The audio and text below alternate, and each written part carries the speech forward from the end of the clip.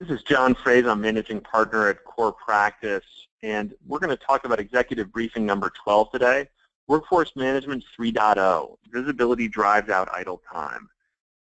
So in the beginning, we talked about workforce management as a time and attendance tool. We're going to get into a much more strategic, more advanced discussion around workforce management today. All of the executive briefings we do are tied back to two-page PDF documents that are accessible on our website, so if you'd rather digest the information that way, we've got it available for you. So time and attendance, it was a requirement 10, 15, 20 years ago, and it still is a requirement, but all of our customers have it, so it's really no longer a competitive advantage. Keeping track of employee punches, it's not something that will help you stand out from the crowd. Workforce Management 2.0 is really looking at pay policies and getting a perfect paycheck for your employees. Most of our customers are doing that today, and again, it's becoming less and less of a competitive advantage. Finally, Workforce Management 3.0 is what we want to talk about today, and it's that visibility story. So businesses need to go beyond the elementary tracking of employee time punches. They need to look at the information that they're tracking and develop innovative cost-saving insights. What does that mean? It means that after an employee punches in, what are they doing during their shift? Are they hitting those productivity and performance targets? Idle time is where the opportunities are, not overtime. So if you've seen some of our other webcasts, you know that overtime is probably a very small cost.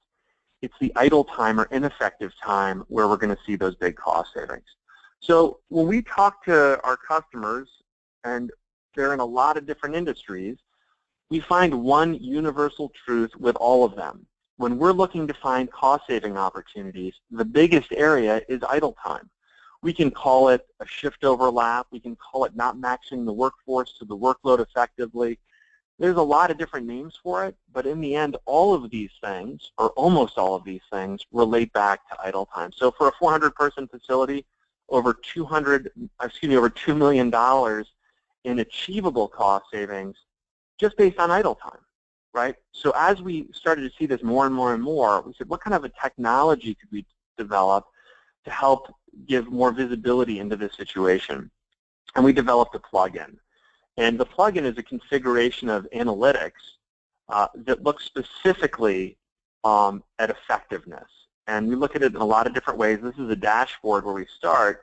We look at things like paid and unpaid time off, because we know that unpaid time off is typically not predictable. And so we're going to see more of the idle time as management teams try to fill in gaps as unpaid time off grows or shrinks. Planned and unplanned downtime. Planned downtime, of course, those are things where we can plan activities for our employees so that they're not caught off guard. But unplanned downtime, that's a real issue. And then looking at overtime, double time, and idle time to say, are those at a level that's acceptable? So for this particular facility, we see that the big issue for them is a mismatch.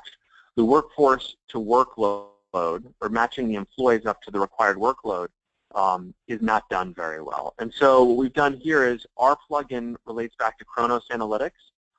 It's a configuration of the Kronos Analytics tool, and we can clearly see that we have a challenge. So we want to dive in deeper and do some root cause analysis.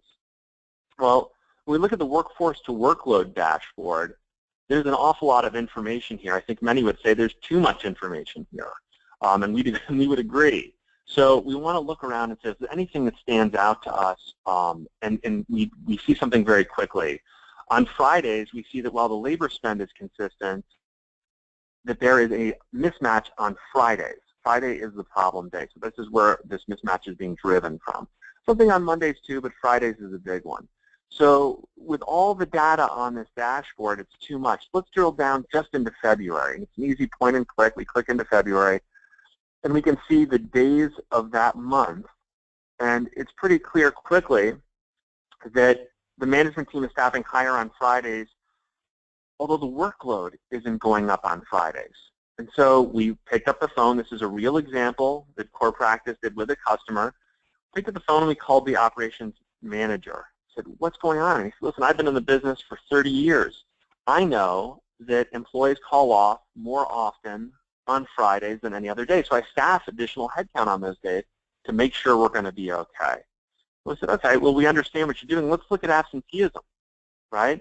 What we find out very quickly is that absenteeism on Fridays is the same or lower than other days during the week. Okay, so that is clearly not happening, right? His anticipated absenteeism is not occurring on this day. So that's a challenge. As we went through it, we talked and said, listen, why are you doing this? And of course, it's because of my history in manufacturing. The lesson was, if you can clearly see that the absenteeism is not a problem, it's not we have to do dramatic changes like shift schedule changes and change work and pay policies. This was a very simple change. Stop overstaffing on Fridays because your employees are not doing what is traditionally believed to be behavior on that day. So it's an idle time problem, not an overtime problem, and it was very, very expensive. So for them, it was costing them about $1.1 million a year just for that Friday. So we used the plugin to get visibility into what was going on. Again, it wasn't let's go to a different shift schedule. It was let's stop overstaffing on Fridays. Now, you're never going to get all the cost savings. In this example, we got 84% of that idle time. You're always going to have some mismatch, right? It's never perfect. But we were able to save almost $1 million. What was really exciting about this is the core practice team was able to find these cost savings in less than 3 minutes, including the phone call to the operations manager. So with the technology and the visibility, it completely changes the game. So again, it's great that people are clocking in and clocking out and that we're measuring that. It's great that people are getting paid the right way with a perfect paycheck. But the millions and millions of dollars in opportunities today lie within visibility into the workforce. And we're seeing regularly 11 to 17% cost savings based on direct hourly labor costs associated with seeing these opportunities and being able to take advantage of them. That's where the money is. It's not the 3% that people traditionally save by implementing time and attendance. It's a much higher number. It's a much higher value. And we don't think that people can wait to do this. It's critical. So we appreciate your attention today. Again, I'm John Frehse, Managing Partner